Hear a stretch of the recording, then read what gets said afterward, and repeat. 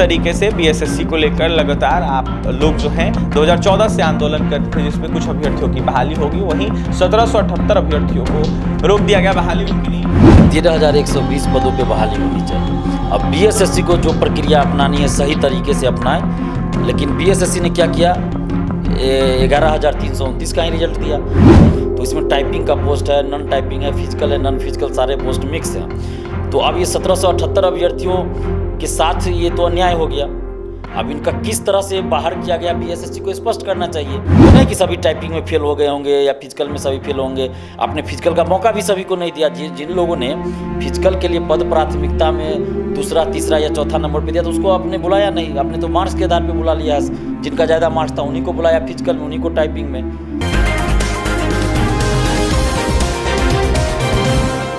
नमस्कार, NBC 24 news देख रहे हैं आप। मैं हूं आपके साथ अभिषेक। बीएसएससी के 1778 अभ्यर्थी लगातार इंतजार कर रहे हैं बहाली को लेकर, लेकिन अभ्यर्थियों की बहाली नहीं हो रही है। लगातार विभाग जा रहे हैं, आंदोलन कर रहे हैं, लेकिन तब भी विभाग के अधिकारी उन अभ्यर्थियों की बात नहीं सुन रहे हैं, ना ही सरकार तमाम अभ्यर्थियों की बात सुन रहे हैं। छात्र नेता दिलीप जो है बीएसएससी के मुद्दे को लगातार उजागर करते रहे हैं और लगातार तमाम अभ्यर्थियों का साथ देते रहे हैं। दिलीप हमारे साथ हमारे स्टूडियो में आज बात करने के लिए जुड़ेंगे। दिलीप जी, जिस तरीके से बीएसएससी को लेकर लगातार आप लोग जो हैं 2014 से आंदोलन कर रहे थे, जिसमें कुछ अभ्यर्थियों की बहाली होगी, वहीं 1778 अभ्यर्थियों को रोक दिया गया, बहाली उनकी नहीं हो रही, क्या कहिएगा? देखिए, हमारी एक लाइन में अगर कहे तो ये मांग है शुरू से कि 13,120 पदों पे बहाली होनी चाहिए।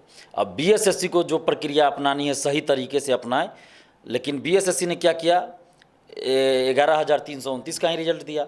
उसमें जो काउंसलिंग करवा चुके थे 1778 अभ्यर्थियों को बाहर कर दिया गया। तो इसमें टाइपिंग का पोस्ट है, नॉन टाइपिंग है, फिजिकल है, नॉन फिजिकल, सारे पोस्ट मिक्स हैं।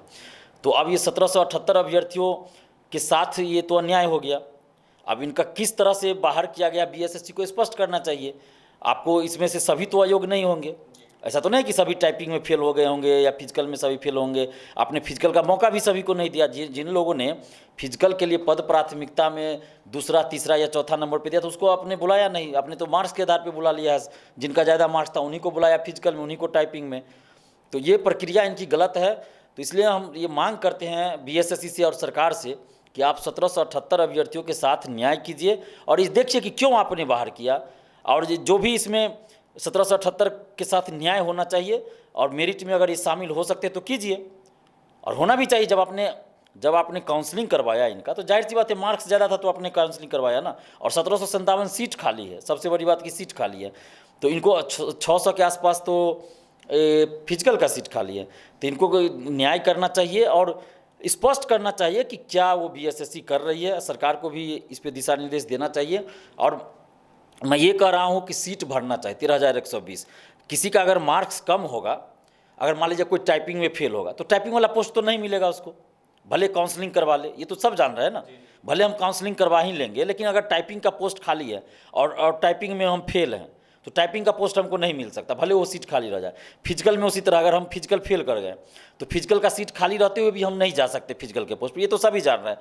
लेकिन बीएसएससी को ये करना चाहिए था ना कि अगर फिजिकल का पोस्ट खाली है तो फिजिकल का मौका दीजिए दूसरे को। आप जो अभ्यर्थी है 1778 अभ्यर्थी है, उनमें से आपने जिनको मौका नहीं दिया उनको दीजिए। फिर सेकेंड काउंसलिंग आप करवाइए, उनको फिजिकल का मौका दीजिए, सेकेंड काउंसलिंग करवाइए, वेटिंग लिस्ट जारी कीजिए। यानी थर्ड काउंसलिंग भी ज़रूरत पड़ता है तो कीजिए, लेकिन सीट भरिए। मेरा ये कहना है कि आप सीट भरिए, चाहे सेकेंड काउंसलिंग करना पड़े या थर्ड करना पड़े।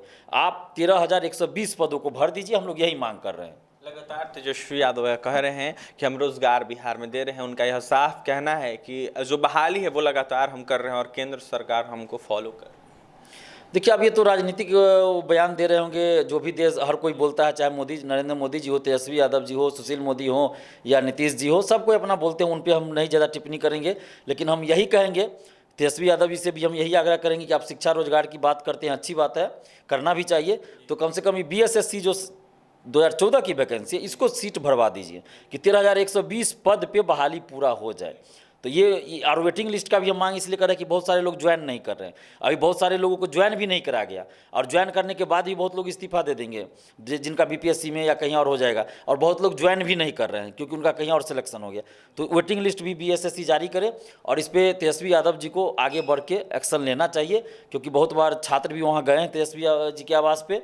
तो तेजस्वी यादव जी को कम से कम युवाओं के दर्द को समझना चाहिए और 13,120 पदों को भरना चाहिए। इसमें 1778 अभ्यर्थियों के साथ भी न्याय हो, काउंसलिंग के लिए सेकंड लिस्ट भी जारी हो, अगर ज़रूरत पड़े तो थर्ड लिस्ट भी आप जारी कीजिए, वेटिंग लिस्ट भी जारी कीजिए, लेकिन 13,120 पदों को आप भरिए।